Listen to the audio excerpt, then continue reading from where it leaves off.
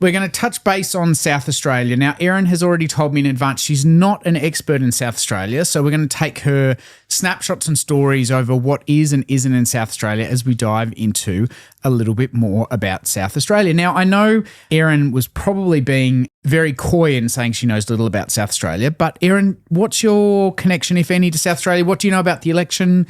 Let's roll us into South Australia here. Ooh, key connection to South Australia, definitely the wine. The wine? Which wine region are we talking here? Well, obviously the Barossa, but also I've never been. So again, I just, my experience with South Australian wines have been largely through the local wine shop. They also have the McLaren Vale as well. McLaren Vale. Have you been? I've been to both. I've also Have you been to the Virgin Lounge at Adelaide Airport? I have not. Oh my gosh, it's amazing. Really? Yeah, it's really good. It's one of the best ones in Australia. It's like really kind of like leaning into the whole soft power of the wineries and the food and that kind of stuff. So there's beautiful wines in there. That's a big bar area. It's really nice. South Australia has their election coming up and it is currently a Labor government. The Labor government in South Australia by Malinakis. I can never pronounce that correctly.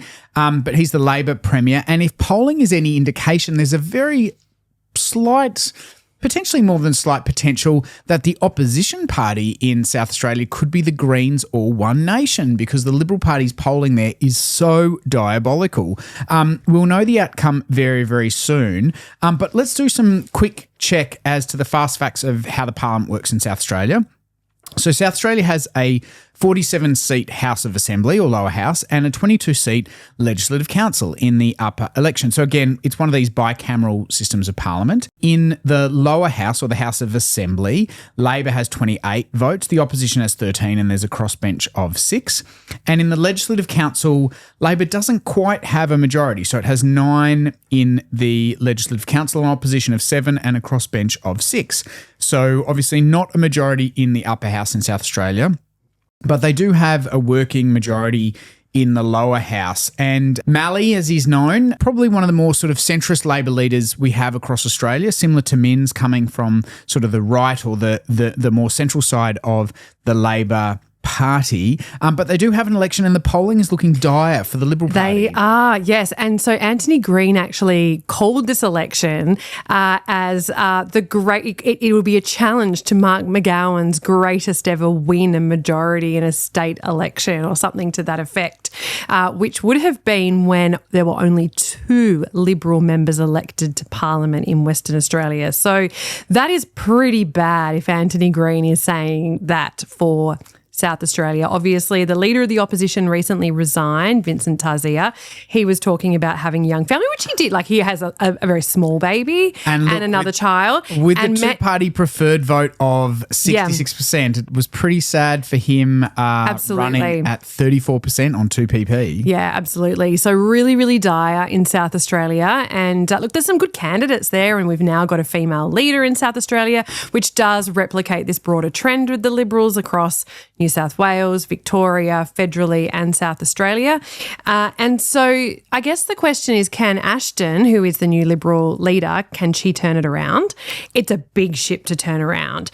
What's interesting though is we do seem to have these trends of in state parliaments, Liberals being absolutely wiped out when they are wiped out. Like the wave against the incumbent is just so bad. Not even the incumbent, because in Western Australia, Mark McGowan was already in. But it's like people are really losing. They're not just losing; they're like really losing, which is an interesting thing. You've got to sort of claw your way back from. We've seen Liberals do a little bit of that in Western Australia, but how bad is this going to get? I mean, how bad is the polling? I heard that they might not have any seats at all. So why is this? This is your party, so you're obviously not the same state, but why is the Liberal Party going full crazy in South Australia? Are they going full crazy? I don't know if they're going full crazy. I just think that they're obviously not very popular. I mean, if you look at South Australia, sort of similar to Victoria, I guess, historically it really is a Labor state. And I think, now I don't know if I've got my numbers right here, but when the Liberals won the election previously, it was after about 16 years of a Labor government. And so inevitably in our system, we do have those swings and roundabouts and cycles, and then, the Liberals will come in for a term. So clearly there's something going on there. That this is a pretty Labor state traditionally, and then the Liberals get a bit of a turn and then it's back to Labor again. And Malinakis Malinakis. Who knows? Spider in front of me. Sorry. That's all right. You can put that in the podcast. It's too much. A little spider. Front of the microphone. So with Peter Malinakis in South Australia, he's wildly popular. I think if we could go back to one of our previous podcasts about keeping fit, he's one of those as well. He does. In last election, he appeared goes to his local footy club or something. No, he appeared taking his kid for a swim in the pool, and that's kind of like where that kicked off. So. Although, also, it's so interesting because when we see a male premier take his kid to go swim, it's like, oh my gosh, I love that. That's so good. He's such a great dad. If Jess Wilson was doing that with her beautiful son, I 100% bet people would come out and go, oh, no, not that. Is she capable of winning this election? As you know, she's got a young family. She's a mum. Can she really do this? So there are these unequal standards between men and women in politics. Yeah. So look, South Australia is an interesting one. As they like to tell us, and I'm sure South Australians will, it was the first free settlement in Australia. So the rest of us were all apparently convict-free states. Does that explain the posh accent? Potentially. What is it? Yogurt and dance in France. But Western Australians do that too. That's not just exclusively South Australian. They say dance in France. There you go. It's an interesting one. But as you said, food and wine powerhouse, the Virgin Lounge, obviously part of that. Festival state and produces 70% of the world's opals. It was also the first place to decriminalise homosexuality and the inventor of the heels hoist. That's a good one. Pieces. Now, I have a heels hoist. hoist. You do have one. I noticed that before. I thought, the first thing I installed, even before my house was built in Kyneton, I had a heels hoist in the yard, reaching back to my younger years, hanging off them, although I'm not sure a heels hoist would hold my weight these days. So South Australia is unique in the Australian landscape, very concentrated city. We've spoken in previous podcasts about states like Queensland being quite diverse population-wise and as in spread out from Brisbane. South Australia is very concentrated. I think even potentially more so than Western Australia, and the majority of their population is really in Adelaide. And it's got a beautiful kind of layout with parkland surrounding the city centre, which does make it quite unique as well. The Libs are definitely clearly on the nose there in South Australia. And it's interesting, to your point earlier that, Labor's, it tends to be a Labor state. It's interesting that whether we talk about Canberra, whether we talk about Victoria, whether we talk about South Australia, that have been Labor states or territories for quite a while, it shows that when the Liberals get into government in those jurisdictions, they're usually the more moderate, socially progressive Liberals. So, the ACT was under Kate Carnell. We've seen in Victoria, whether it was Jeff Kennett or sort of under Baillieu and, I've forgotten, Napthine was the other one in Victoria. We've seen they're typically more sort of centrist Liberals and the same in South Australia, recognising that a lot of social reform in Australia has come out of South Australia historically. So what's your take on this? Being a good moderate Lib, what's your take as to the lesson in South Australia for the Liberal Party and perhaps their pivots right or left? I think you've picked up on a really good point there about more moderate Liberals winning in these sort of traditionally Labor states, right? So if you even look at Victoria, where the Liberals do hold seats in a very, very Labor state, at a state level tend to be in those teal federal electorates, right? So, if you look at Kooyong, Monique Ryan still holds that seat as a teal, but if you look within that electorate, you've got seats like Kew. Same with down in Sandringham, which obviously has now swung back to Liberal in Goldstein, but you sort of, I find that quite an interesting dynamic, and often the Liberals talk about, we've lost our base and the base has moved. It's in Melton. It's no longer in Kooyong.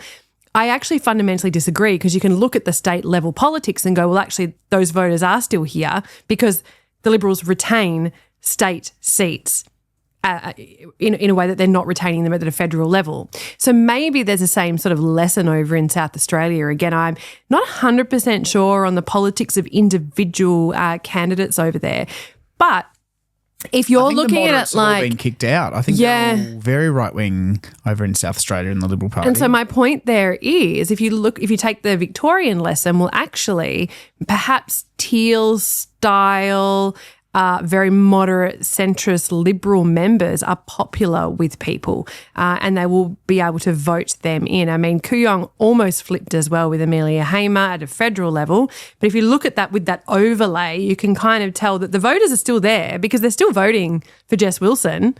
They're still voting for Brad Roswell when that was a teal seat for with Zoe Daniel.